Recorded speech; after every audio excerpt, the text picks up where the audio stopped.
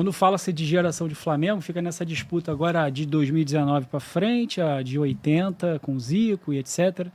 Ah, quem é melhor? Essa geração de 19 para frente, a segunda melhor. Eu sempre falo o seguinte: a segunda melhor geração da história do Flamengo foi a geração que o Flamengo jogou no lixo, que foi a de 90. Por quantidade de talento, para mim, é a maior geração que o Flamengo já teve, por quantidade. Agora, por qualidades específicas ali, a gente está falando do Andrade, Adílio, Júnior, Leandro, Zico. Aí acabou tudo. Mas por quantidade, quantos meias ali eu listei aqui de 90 que o Flamengo poderia ter? Pelo menos uma década ali para ter aproveitado bem. Um que é um gênio no futebol. Djalminha. Exatamente. Saiu muito cedo. O que o Djalminha, né, dentro do Flamengo, o jogador que era o Djalminha, né, o que o Djalminha deu para o Flamengo? Não deixaram. Não deixaram. Entendeu? Não deixaram. Olha o gênio que tinha com a camisa 10.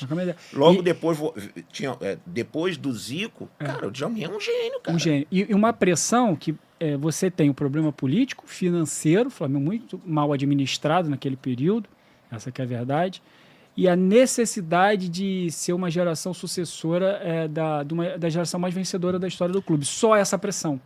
Né? E eu acho que os meninos até se comportaram bem nessa pressão, porque, para mim, talvez o limiar ali, como eu falei que, comparando o momento, a época o Botafogo era melhor, mas comparando agora, com todo mundo com suas carreiras finalizadas, o time do Flamengo era muito melhor, tecnicamente.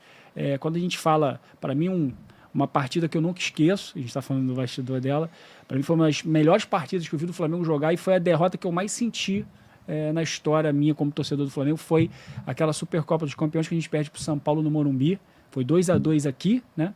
2-2 lá e sempre invertido. O Flamengo sai à frente, Flamengo sai à frente, aqui o São Paulo vira e o Flamengo empata com o Marquinhos. E lá acontece o contrário. O São Paulo vira e o Flamengo empata com o Marquinhos. Então, assim, aquele jogo especificamente no Morumbi me marcou, porque assim, foi um jogo fantástico, um jogo aberto, futebol estilo 82, como a gente falou, né? Sem muito esquema defensivo, os jogadores saindo na cara do gol, os goleiros fechando o gol, o Gilmar fecha o gol, acaba falhando num chute do Juninho, né? Juninho Paulista, e sai o gol, mas sem nenhuma responsabilidade no resultado, porque fechou o gol. Foi uma partida fantástica. Fomos para a disputa de pênalti. O Marcelinho bate muito bem, foi o único que não fez o Zé se mover. O Zete não conseguiu sair do lugar. O que o garoto vai fazer? Bola caprichosamente bate na trave e sai. E na minha concepção, como o futebol é muito momento, se naquele momento o Flamengo ganha daquela forma que estava jogando no Morumbi, com o Júnior treinador, com a garotada em campo, você inclusive em campo, ganha daquele time do São Paulo, que já era campeão do mundo, e que naquele ano a gente também perde as quartas de final da Libertadores para o São Paulo, que acaba bicampeão da Libertadores e bicampeão do mundo, não era um resultado pequeno. Eu acho que aquele jogo ali obrigaria a gestão do futebol. Caraca, a gente não pode abrir mão desses garotos. O que eles fizeram aqui foi épico, foi histórico. Para mim já foi, da forma que atuou. Mas infelizmente aquilo que você falou, quando perde, não serve. Então aquele jogo ali mostrou pra mim, como torcedor, eu falei, cara, o Flamengo tem uma geração fantástica. E jogou fora. Que esse jogo, eu até conversando, né, com você nos bastidores, eu recebi semana passada esse jogo, né, que foi considerado um dos melhores jogos do ano, daquele ano, enfim, foi um jogo magnífico. Mas aí volta, né, a coisa cultural nossa aqui, né, que quando o cara perde, ninguém serve. Quando o cara ganha, ele é o maioral, né? É todos os negócios. E nem sempre o que ganhou tem aquela qualidade toda, e o que perdeu não serve, entendeu? Então, eu acho que ali as pessoas que trabalham com o futebol e dentro do futebol, nos clubes, que é o tão chamado planejamento, que nego fala, né? Você tem que olhar dessa forma, né? Deixar as pessoas de fora ter a avaliação dela, que cada um vai ter a sua avaliação, né? Mas comparando dessa situação, né? O Júnior, cara, o Júnior saiu de jogador direto, né, para treinador. Então o Júnior, melhor do que ninguém, conhecia todos ali, cara. Entendeu? Então era uma coisa fantástica. E fez E era jogar o um futebol primeiro lindo, né? trabalho do Júnior. E fez jogar um futebol lindo, né? sensacional. O Flamengo jogou, Entendeu? estava fazendo jogos muito bonitos. Né? Era, cara, era... Então, E era uma época que, por exemplo, o Marquinhos, que era muito novo, naquela época ali, de 93 para 94, ele ainda no Flamengo, ele sai depois do... Ele sai, acho que junto de você ali, depois do estadual de 95, né? Mas o Marquinhos, para a Copa de 94, teve jornalista pedindo, tinha uma pressão para ele ser convocado, porque o Raí não vinha bem no PSG. Isso. E o Marquinhos jogando demais no Flamengo. Assumiu o papel do Júnior ali no meio-campo. Garoto, né? Ele, o Zinho ali, logo depois o Zinho sai pro Palmeiras e agora sou eu, ele é o mais experiente do meio-campo. Jogou demais, inclusive, essas 2 partidas. Chegou a fazer, dos 4 gols do Flamengo, 3 gols. E quase cava lá uma vaguinha na Copa do Mundo. isso, e tem uma coisa que... Isso, coisas de bastidores mesmo, né? Nós estávamos no voo, se eu não me engano, indo para... Não sei se foi para o Japão, e fizemos escala em Los Angeles. E nesse voo estava o Jô Soares, né? E o Jô Soares fez questão de conhecer o Marquinhos. E posicionando o Marquinhos para ir para a Copa de 94, sabe? Então, jogava demais, cara. Cara, aquele grupo você tinha o Fabinho, que era um volante. Você tinha um Marquinhos, que era um meia que jogava. Tá? Você tinha um Djalminha. Você tinha o Luiz Antônio. Você tinha o Nélio. Você tinha o Paulo Nunes. Esquecendo do Luiz Antônio. Isso na frente. Aí você tinha um Piá, que o Piá era meia esquerda. O Ernesto Paulo colocou ele para jogar de lateral esquerdo. Porque na meia jogava o Djalminha. Foi para lateral esquerdo. Entendeu? Então, cara, você tinha ali uma qualidade que era... Por exemplo, o Luiz Antônio. O Luiz Antônio jogava demais, cara.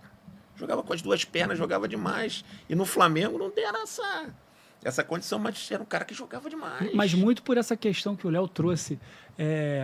Além de toda essa pressão, sucessores da geração mais vitoriosa, geração do Zico, caraca, e toda... óbvio que fizeram por onde, porque era realmente uma geração fantástica de 90, uma expectativa gigante, a pressão grande, o clube passando por uma turbulência política e financeira gigantesca. Então, a necessidade de fazer ídolos para dar sequência a um trabalho que foi encerrado. E aí você tem toda essa parte complexa, além do lema que foi criado. Craque o Flamengo faz em casa. Então, olha a mensagem para o torcedor que está na arquibancada. Gelson Baresi é craque, Franco Baresi, o cara tem que jogar perfeito, não pode oscilar com 17 anos. Aí quando você vai para um Santos da vida, a gente teve, agora fica mais difícil porque a questão financeira, Palmeiras, Flamengo, Atlético, eles estão indo muito bem atacando a base para trazer esses garotos, tirando os outros clubes que passam por uma situação mais complicada. Mas até ali o Neymar no Santos, Neymar, Diego, Robinho no Santos, que foram essas 2 últimas grandes gerações que o Santos revelou, o Santos sempre usou meninos da vila. Para mim, esse jogo de palavras faz toda a diferença, porque assim, o que você espera de um menino? Molecagem. Vai acertar, vai errar, vai arriscar, né? Então você não tem muita cobrança.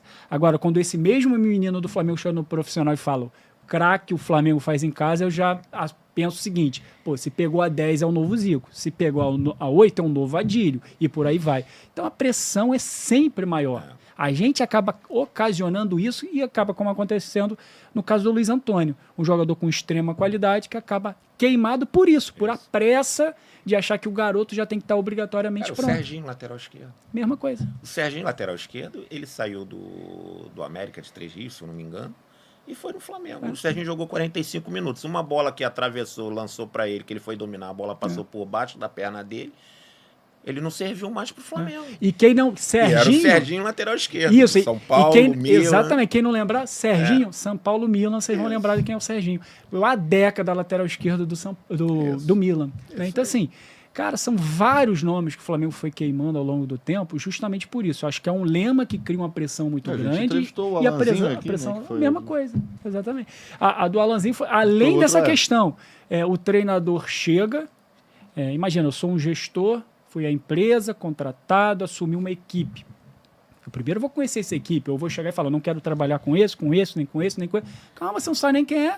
Porque a empresa é um custo elevado, sair demitindo todo mundo. Claro. Tem a curva de aprendizado, o custo do aprendizado de uma nova equipe, e tem o custo da demissão dessa equipe. Então, dinheiro não se rasga, mas no futebol se rasga dinheiro. Naquela época o Abel Braga sentou, e esse eu não quero. Nem conversou com o garoto. É porque é mais fácil trabalhar com um jogador já pronto, com nome, porque você divide a pressão com ele, ao invés de quando você trabalha com garoto, a pressão é toda sua. Eu acho que é isso que o Carlinhos fazia muito bem. Me dá os garotos que eu resolvo, porque eu sei muito bem lidar com a pressão dentro do Flamengo. A gente fala do Carlinhos, né? Sabe que o Carlinhos ele valorizava o time dele. É isso aí. Ele não valorizava a equipe adversária. Isso aí. Ele só falava os pontos, ó. Esse cara aqui é bom, para eleição dele. Esse aqui é bom, esse aqui tem. Eles têm essa jogadinha aqui e tal. Agora o problema maior são deles, para eles marcarem o Djalminha, para eles pegarem o Júnior, para eles marcarem o Paulo Nunes, para eles pegarem o Nélio, entendeu? Então ele valorizava a nossa equipe e deixava o problema para as outras, né? E se você analisar, como eu falo assim, né? O futebol hoje em dia as pessoas gostam de falar bonito, né? As nomenclaturas, os nomes que às vezes até a gente tem que ir no Aurélio para saber o que funciona, né? Com o nível intelectual dos jogadores na sua maioria, porque o futebol ele é democrático, né? É um esporte democrático, que não vai entender, né, um terço daquilo que o cara está tentando transmitir. Então, o que acontece? Você vê o time de 92 do Carlinhos como jogava. Ele jogava com o Paulo Nunes na direita, que acompanhava o lateral. Ele jogava com o Nélio na esquerda, que acompanhava o lateral. E o Gaúcho de centroavante. A mesma jogava coisa com que é 3 feito no hoje. meio campo e 4 nele. Exatamente.